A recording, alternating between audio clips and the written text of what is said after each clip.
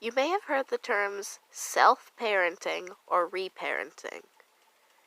This is a common practice among people who have experienced childhood trauma. It's a way for them to help deal with and move past that trauma and experience a new childhood for themselves.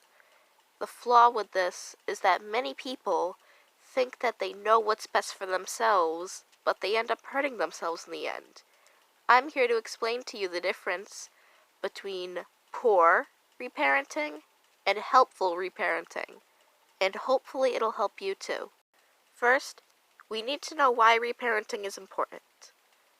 It's a way to connect with your inner child.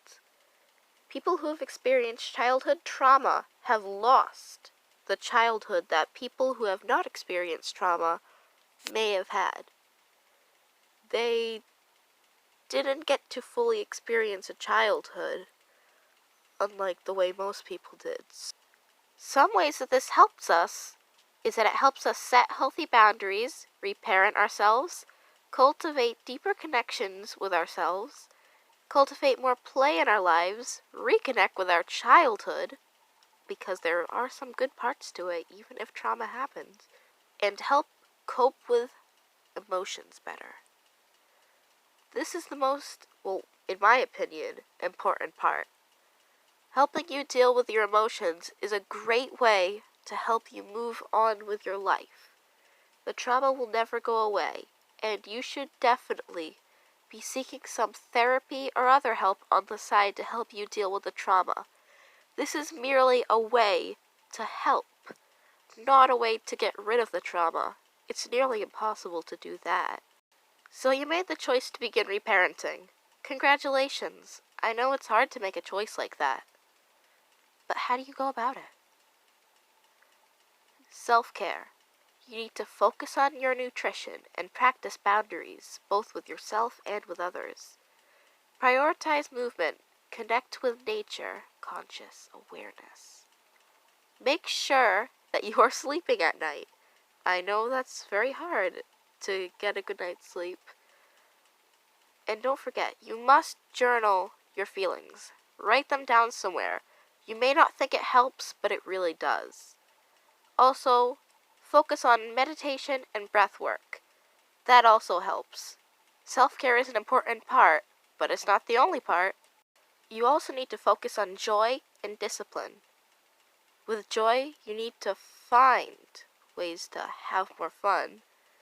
Create human connections. Actually get out and talk to people. I know it's hard, but I guarantee you that you're going to feel better if you get out and talk to people.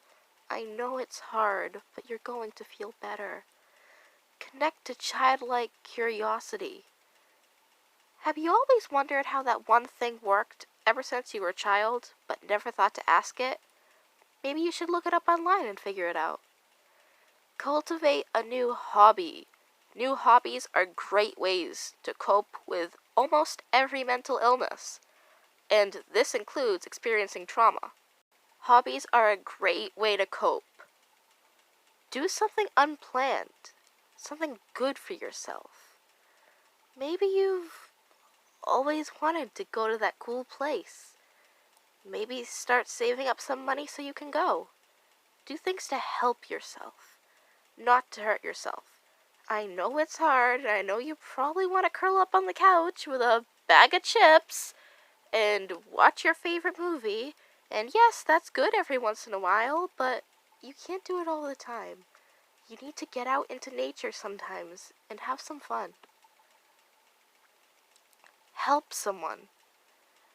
Studies have shown that if you help or compliment somebody else, it slowly starts to make you feel better over time. Sometimes you may think that complimenting somebody won't make you feel good because it'll just remind you that you're not as good as them. That's a common thing, but it's not always going to happen. Listen to music and create something. Maybe you like to draw or sculpt. Do something artsy. Listen to your favorite song. That helps you experience more happiness. Find your happy place. Find your joy. The next step that's really important is discipline, and this is really hard. Start small by keeping one small promise daily. Like, I will eat at least once today. I will brush my teeth at least once today. I'll take a shower at least once a day. Something like that. Make sure that you're doing things that you should be doing, such as brushing your hair or teeth, bathing, and taking care of your needs, such as eating and bathroom needs. It may be hard to even get out of bed, but I guarantee that if you slowly start to take care of yourself a little more each day, you will feel better over time. Build the foundation of habits and rituals. If you want to develop a good habit, like, say, lifting weights once a day at 3 o'clock, you need to focus every day at 3 o'clock. I hope you understand what I'm trying to get at, because it's not easy. Maybe set an alarm on your phone every day at 3 o'clock. Do something. Set an alarm, a reminder.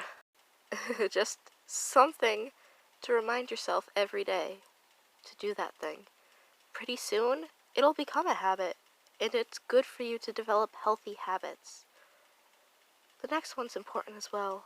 Learning to say no to what's not good. If someone wants you to do something that you don't want to do because it's not good for you, say no. And that includes what your mind is trying to tell you, not just a physical person. Sometimes our minds are our worst bullies, or the worst people who push us to do things that we don't want to do. Learning to say no is really important.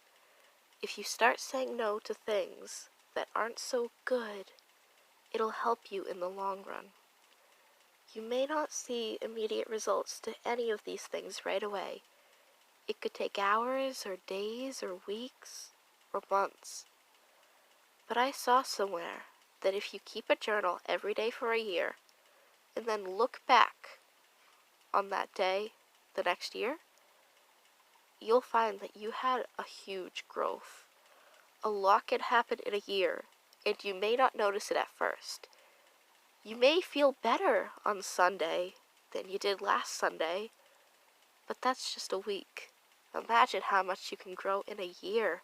If you start to do this every day, you will have a lot of growth, and you will be doing a lot better in a year. Don't you want to get better?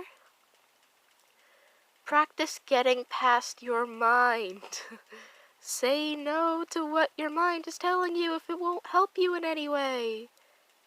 Make sure you do. It's important to do these things, and I know that it may be hard to begin, but once you begin and slowly start to make it a habit, it'll benefit you a lot in the long run. I hope you can find the strength, the courage, the desire to begin this long journey. Getting better isn't something you can do within a day or a week or a month. It takes time, every day, time.